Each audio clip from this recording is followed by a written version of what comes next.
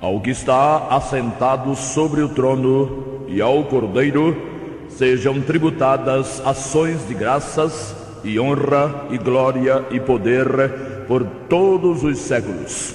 Missão Evangélica Boas Novas. Programa Boas Novas.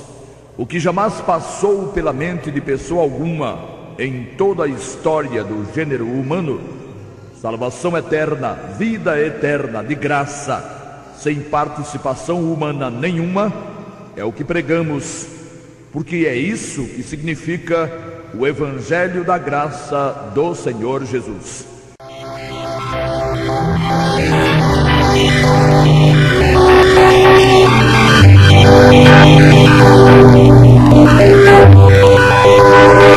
E quando Jesus tomou o vinagre, disse: está consumado. E inclinando a cabeça, entregou o Espírito. Evangelho de João, capítulo 19, versículo 30. A cada ação corresponde uma reação. É uma lei elementar da física. Aqui a ação então correspondia ou correspondeu à reação do Senhor Jesus na cruz. A ação de desobediência do primeiro casal lá no Éden. Lê-se no livro dos Princípios o seguinte: e ordenou o Senhor Deus ao homem, dizendo: de toda a árvore do jardim comerás livremente, mas da árvore da ciência do bem e do mal, dela não comerás, porque no dia em que dela comeres, certamente morrerás. E vendo a mulher que aquela árvore era boa para se comer, e agradável aos olhos, e árvore desejável para dar entendimento, tomou do seu fruto e comeu, e deu também a seu marido, e ele comeu com ela. Então foram abertos os olhos de ambos, e conheceram que estavam nus, e coseram folhas de figueira, e fizeram para si aventais. E disse Deus a Adão: porquanto deste ouvidos à voz de tua mulher, e comeste da árvore de que te ordenei, dizendo: não comerás dela, maldita é a terra por causa de ti, com dor comerás dela todos os dias da tua vida, espinhos e cardos também te produzirá, e comerás a erva do campo. E fez o Senhor Deus a Adão e a sua mulher túnicas de peles, e os vestiu. O livro do Gênesis, ou das Gênesis, capítulo 2, versos 16 e 17, e capítulo 3, versos 6, 7, 17, 18 e 21. Com a sua desobediência, o homem tornou-se maldito, tornou maldita sua descendência, tornou maldita a terra. A maldição do homem o acompanharia para a eternidade, se Deus mesmo não tomasse uma providência. E mesmo tendo Deus tomado a providência, muitos já partiram para a eternidade debaixo da maldição, o que mesmo sendo lamentável, está sem jeito. Louvado seja o Senhor por ter tomado tamanha providência. Da mulher nasceria um, que haveria de ferir a serpente na cabeça. Gênesis 3,15. O que o homem fez, desobedecendo a Deus, foi tão grave, com tão terríveis consequências, que só o próprio Deus poderia consertar. E foi exatamente isso que o Senhor Jesus estava fazendo na cruz, consertando a inimizade produzida pelo pecado, fazendo as pazes entre Deus e o homem, quando exclamou: está consumado. Porque o que o homem faz não tem o menor valor diante de Deus, isto é, o que o homem faz para a sua salvação é que Deus permitiu que seu próprio Filho tomasse a forma de homem, sofresse as necessidades e limitações de homem e morresse como homem, para salvar o homem. Está consumado. Jesus acabava de pagar na cruz o preço completo da redenção, da salvação do homem. Isso é amplamente corroborado e confirmado pelo Santo Espírito na composição do Novo Testamento, pois diz: porque fostes comprados por bom preço, glorificai, pois, a Deus no vosso corpo e no vosso espírito, os quais pertencem a Deus. Primeira Epístola aos Coríntios 6:20. fostes comprados por bom preço, não vos façais servos dos homens. Primeira Epístola aos Coríntios 7:23. Ora, quem para isto mesmo nos preparou foi Deus, o qual nos deu também o penhor do Espírito. Segunda aos Coríntios 5:5. Cristo nos resgatou da maldição da lei. Gálatas 3:13. Fostes selados com o Espírito Santo da promessa, o qual é o penhor da nossa herança. Aos Efésios 1:13-14. E estáis perfeitos nele. Colossenses 2:10. E quando vós estáveis mortos nos pecados e na incircuncisão da vossa carne, vos vivificou juntamente com ele, isto é, com Cristo, perdoando-vos todas as ofensas. Colossenses 2:13. Jesus Cristo se deu a si mesmo por nós para nos remir de toda a iniquidade. Tito 2:13-14. Levando ele mesmo em seu corpo os nossos pecados sobre madeiro, para que, mortos para os pecados, pudéssemos viver para a justiça. 1 de Pedro 2:24. Aí está. No que diz respeito à salvação eterna, o plano de Deus, o Pai, não incluiu de forma nenhuma e nem em momento algum o homem. O homem, o pecador, ficou totalmente de fora. A ele cabe apenas aceitar ou não o que já foi feito, e totalmente feito, e consumadamente feito pelo Senhor Jesus na cruz. Temos dito e repetimos: o que Adão desmantelou e arruinou no Éden, Jesus consertou na cruz para os que creem. E é uma infâmia alguém pensar que a obra realizada na cruz carece de ajuda, ou que deve ser melhorada. E com o quê? Orações ou rezas, cultos ou missas, esmolas ou sufrágios, boas intenções ou vida santa, intervenção de Pedros e Marias. Se isso tudo não fosse dramático, pelo excesso de ignorância, daria para rir. E então Jesus cumpre toda a lei, faz toda a vontade de Deus, entrega voluntariamente sua vida santa, pura e imaculada, derrama sua vida, seu sangue, realiza ao pé da letra o que estava estabelecido, exclama triunfalmente: está consumado, significando que nada deixou de ser feito.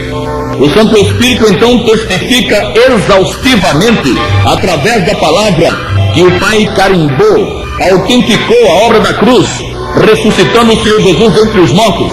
E aí aparecem uns engraçadinhos, sem graça nenhuma, achando que Jesus morreu pelo pecador, sim, mas o pecador mesmo, depois de salvo, depois de ter confiado em Jesus, mesmo depois de tê-lo aceito e confessado como seu Salvador, tem que perseverar, orar, jejuar, guardar os mandamentos da lei mosaica ou da lei, ou de qualquer lei, tentar ser bom, ter santos e santas como mediadores e protetores e muitas outras coisas criadas pela imaginação e ardil do inimigo e dos religiosos, transformando a obra perfeita da cruz em uma obra capenga, deficiente, incompleta, inacabada, e fazendo de Jesus um enganador por ter dito que estava consumada uma obra que, para ser completa, precisa da ajuda do triste do pecador.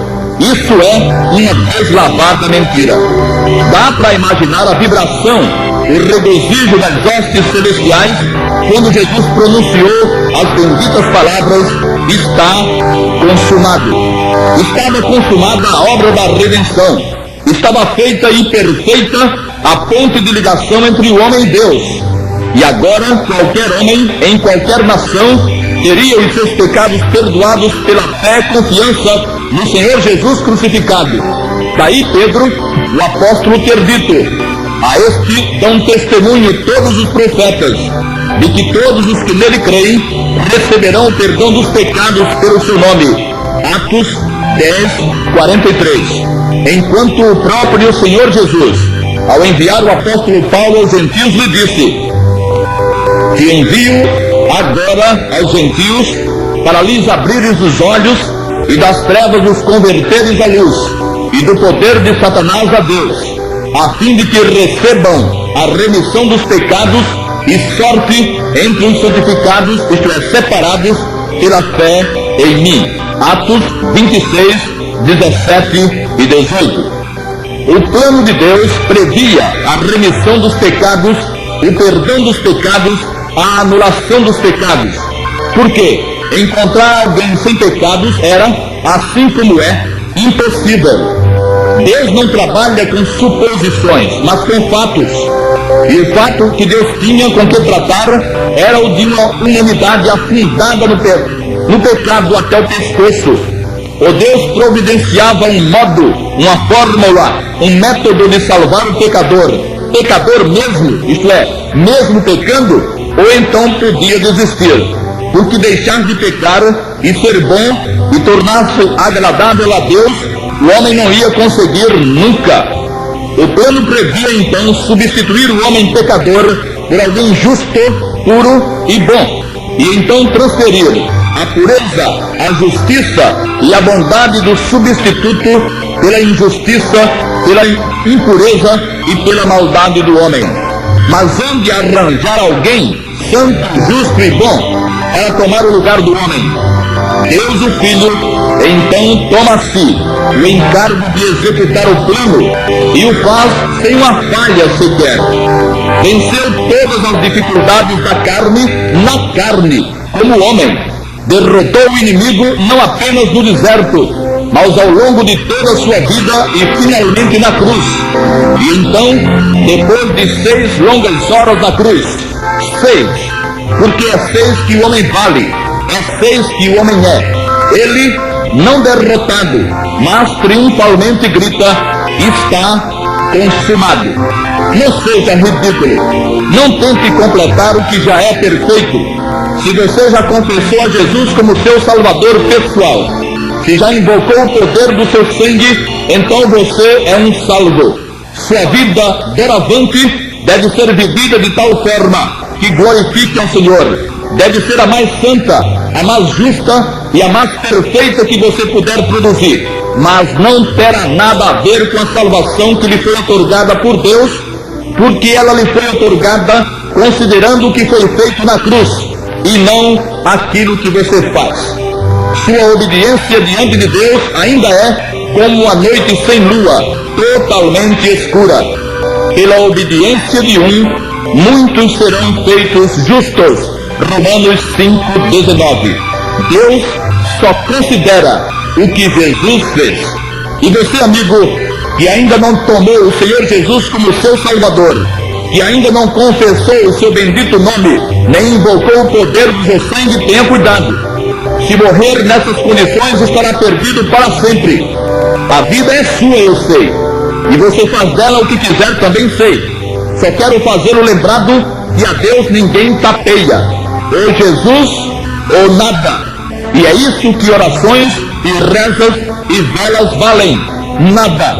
A decisão é sua. Ou nada ou Jesus. Lembre-se que Deus teve que permitir o sacrifício do seu próprio Filho, o seu unigênito Filho, e Ele só o fez porque não havia outra forma, outra fórmula ou outro método de salvar o homem que é eterno na sua essência.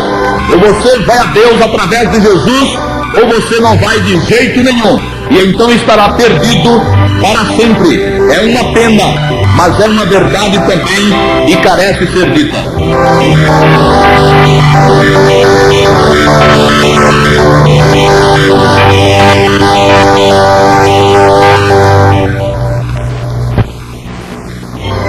Se for da vontade do Todo-Poderoso, estaremos de volta no próximo sábado, logo depois do programa Um Toque de Amor. Até lá, na paz do Senhor Jesus.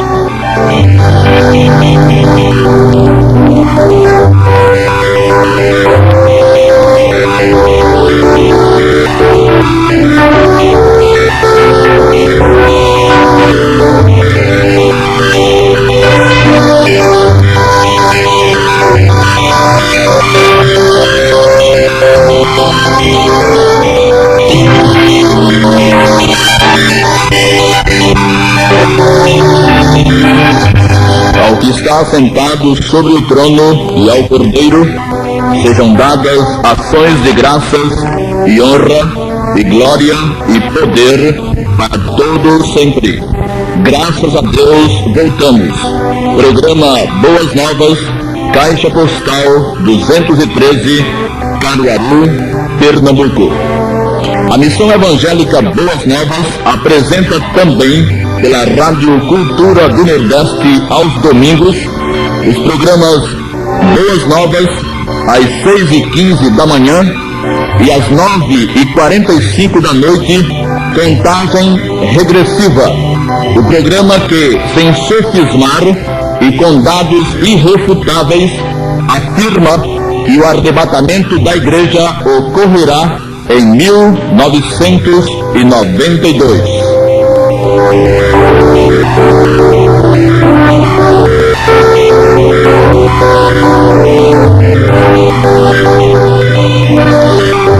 E em Jerusalém havia a festa da dedicação e era inverno. E Jesus andava passeando no templo, no alpendre de Salomão. Rodearam-no, pois, os judeus e disseram-lhe: até quando terás a nossa alma suspensa? Se tu és o Cristo, dize-o abertamente. Respondeu-lhes Jesus: já vou-lo tenho dito e não o credes. As obras que eu faço em nome de meu Pai, essas testificam de mim. Mas vós não credes, porque não sois das minhas ovelhas, como já vou-lo tenho dito. As minhas ovelhas ouvem a minha voz, e eu conheço-as, e elas me seguem, e dou-lhes a vida eterna, e nunca hão de perecer, e ninguém as arrebatará da minha mão.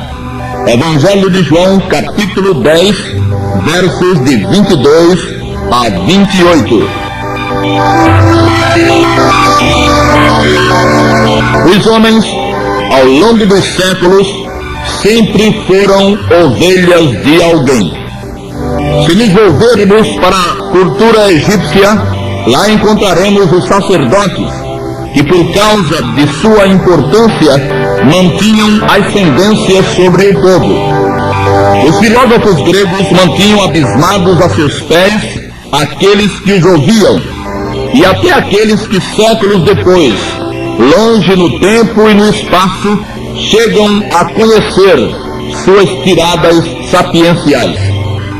As religiões com seus profetas e os profetas com suas ovelhas sempre foram uma constante na história. Quem não é ovelha de alguém? Um Buda, um Maomé, um White, um Smith, um Russell, um Kardec, um Lutero, um Lama, um Guru, todos têm ovelhas. E em alguns casos, ovelhas que atingem as culminâncias do fanatismo. As minhas ovelhas ouvem a minha voz. Em Israel, como no resto do mundo, todos eram ovelhas de alguém. Mas como povo da promessa, a quem o Todo-Poderoso tinha se revelado das formas mais extraordinárias, eles, os israelitas, se tinham e se sentiam ora ovelhas de Abraão, o pai da raça, ora ovelhas de Moisés, o grande legislador e guia. E pastor, segundo pensavam, era o de que menos precisavam. Já de outra feita, a um cego de nascença que fora curado por Jesus, os fariseus haviam dito: discípulo dele sejas tu, nós porém somos discípulos de Moisés. Nós bem sabemos que Deus falou a Moisés, mas a este não sabemos de onde é. João 9, versículos 28 e 29. Ainda hoje, Moisés tem seus discípulos, suas ovelhas. Discípulos de Moisés, ovelhas de Moisés, seguem os ensinamentos de Moisés e recebem o que Moisés foi capaz de transmitir. E Moisés só foi capaz de transmitir a lei. Homem poderoso nas mãos de Deus, sem dúvida, mas imperfeito moralmente. Se tivesse morrido em uma cruz, não haveria justiça no seu sacrifício, nem para salvar ele mesmo. Não há maior vantagem em alguém ser ovelha de Moisés. Não há vantagem e nem segurança para nenhuma ovelha de Moisés, de Abraão, de Paulo, de Pedro, de Maria, de Maomé, de Russell, de White, de Smith, de Kardec, de ninguém. Toda vantagem está com as ovelhas de Jesus. Ninguém, nenhum fundador de religião ou filosofia, nenhum lama oriental, nenhum guru, ninguém, jamais se atreveu a fazer a promessa ou se atreveu a fazer promessa tão forte, tão firme, tão segura quanto a feita pelo Senhor Jesus. As minhas ovelhas ouvem a minha voz e eu conheço-as e elas me seguem e dou-lhes a vida eterna. Seguir a alguém é a priori, isto é, em primeiro lugar, ouvir e aceitar o que diz esse alguém. É admitir como absolutas e verdadeiras as afirmações desse alguém. As ovelhas de Jesus ouvem e aceitam o que Jesus disse. E é o que, obviamente, está registrado na Bíblia que vale como palavra de Jesus. E Jesus disse: eu sou o pão da vida. Aquele que vem a mim não terá fome, e quem crê em mim nunca terá sede. Porquanto a vontade daquele que me enviou é esta, que todo aquele que vê o Filho e crê nele tenha a vida eterna, e eu o ressuscitarei no último dia. Assim como o Pai que vive me enviou, e eu vivo pelo Pai, assim quem de mim se alimenta, também viverá por mim. João capítulo 6, versos 35, 40 e 57. Ser ovelha de Jesus é ter tudo que Jesus conseguiu na vida e na morte. É ser tão vitorioso quanto vitorioso foi o Senhor Jesus. As ovelhas de Jesus receberam a mesma espécie de vida que Jesus recebeu quando ressuscitou dentre os mortos. E a vida que Jesus recebeu quando ressuscitou dentre os mortos foi a vida eterna.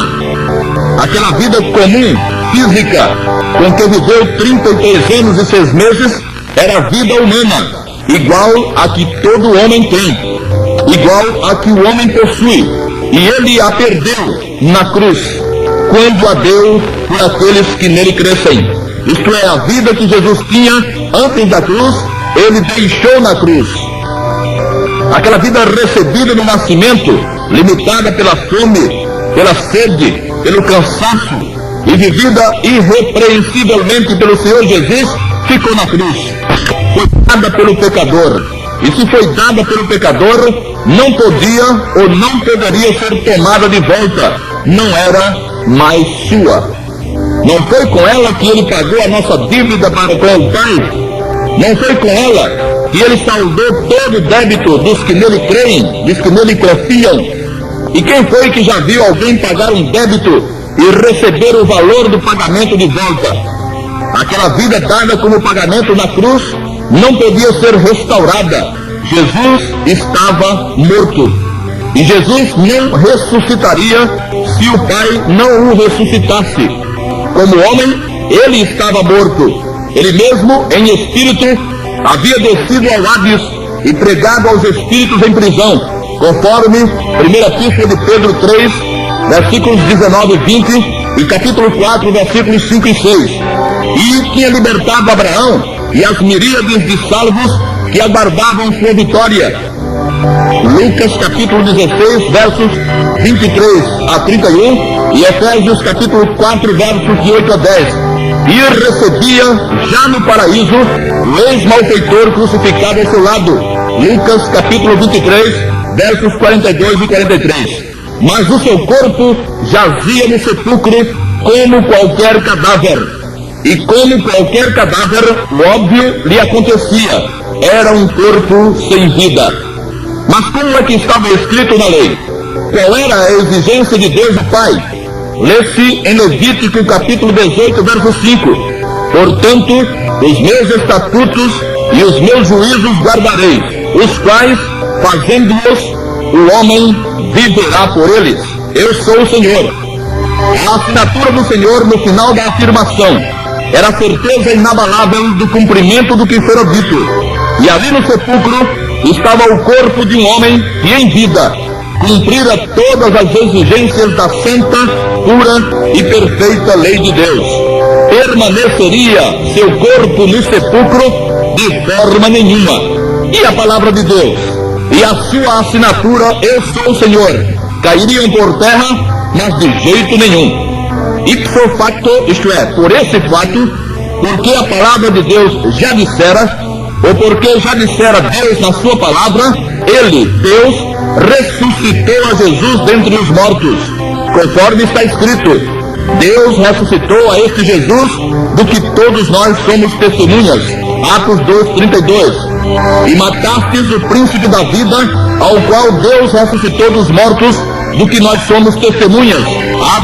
Atos 3:15. Jesus Cristo o Nazareno, aquele a quem vós crucificastes e a quem Deus ressuscitou dos mortos. Atos 4:10. A este Jesus ressuscitou Deus ao terceiro dia e fez que se manifestasse. Atos 10:40. Mas Deus o ressuscitou dos mortos. Atos 13:30. Porquanto Deus tem determinado um dia em que com justiça há de julgar o mundo por meio do varão que destinou, e disse deu certeza a todos, ressuscitando-o dos mortos. Atos 17:31. Foi o Pai quem ressuscitou a Jesus dentre os mortos. E com que vida ele foi ressuscitado? Outros antes de Jesus haviam sido ressuscitados também. O filho da viúva de Naim, por exemplo, Lázaro, entre outros. Só que tornaram a morrer, porque ressuscitaram com a mesma vida que tinham antes, vida mortal, fôlego de vida ou alma. Mas não Jesus. Jesus foi ressuscitado com a vida eterna no corpo. Isto significa que Jesus foi e é o primeiro entre milhões que terão corpos imortais eternos. Ele é agora o único que possui imortalidade no corpo, conforme 1 Timóteo 6:16, até que ocorra a ressurreição dos remidos, quando então ele será o primogênito. E a grande maravilha para as ovelhas de Jesus é que o que ele conquistou na vida e na morte, elas, suas ovelhas, também terão. E se o Espírito daquele que dos mortos ressuscitou a Jesus habita em vós, aquele que dos mortos ressuscitou a Cristo também vivificará os vossos corpos mortais, pelo seu Espírito que em vós habita. Romanos 8:11. As ovelhas de Jesus têm o Espírito de Jesus desde quando aceitaram Jesus em suas vidas. Efésios capítulo 1, versos 13 e 14. Aceitar Jesus como Salvador é ouvir a voz de Jesus, e ouvir a voz de Jesus é ser sua ovelha. As minhas ovelhas ouvem a minha voz. Em lugar nenhum, em livro nenhum, em momento algum, ninguém jamais disse tal coisa. Há centenas de credos escritos por centenas de líderes em todo o mundo, mas nenhum deles ousou fazer tal afirmação e dou-lhes a vida eterna. Só o Senhor Jesus a fez. E ao fazê-la, o Senhor tinha diante de si zelosas ovelhas de Abraão e de Moisés, homens que diligentemente tentavam guardar a lei, e não lhes dirigiu nenhuma palavra de aprovação. Não eram suas ovelhas. Não importava quanta boa intenção tinham no coração ou quanto esforço faziam para agradar a Deus. Não eram ovelhas de Jesus. E em franco contraste com as ovelhas, mesmo de Abraão, mesmo de Moisés, ele disse: as minhas ovelhas ouvem a minha voz, não a voz de Abraão ou de Moisés, mas a sua voz, e dou-lhes a vida eterna, e nunca hão de perecer, e ninguém as arrebatará da minha mão. Com toda certeza, o inimigo se encheu de cólera ante essa declaração do Senhor. Mas fazer o quê? Era o próprio Filho de Deus quem a fazia. Ele, o inimigo, levara Abraão e Moisés a pecar, mas mesmo usando seus mais requintados ardis, não conseguiu levar o Senhor Jesus a cometer a mais leve e inocente falha. e rendeu-se completamente derrotado. Derrotada a mentira, triunfa a verdade. E a verdade acerca dos filhos de Deus, aqueles que reconheceram e aceitaram e confessaram a Jesus como seu único e todo suficiente Salvador e Senhor, é que são salvos, totalmente salvos, eternamente salvos, para sempre salvos. E a partir do momento em que nele creem e em que nele confiam, em que se tornam suas ovelhas, por ser firme e inabalável sua declaração: as minhas ovelhas ouvem a minha voz e eu conheço-as e elas me seguem, e dou-lhes a vida eterna, e nunca hão de perecer, e ninguém as arrebatará da minha mão.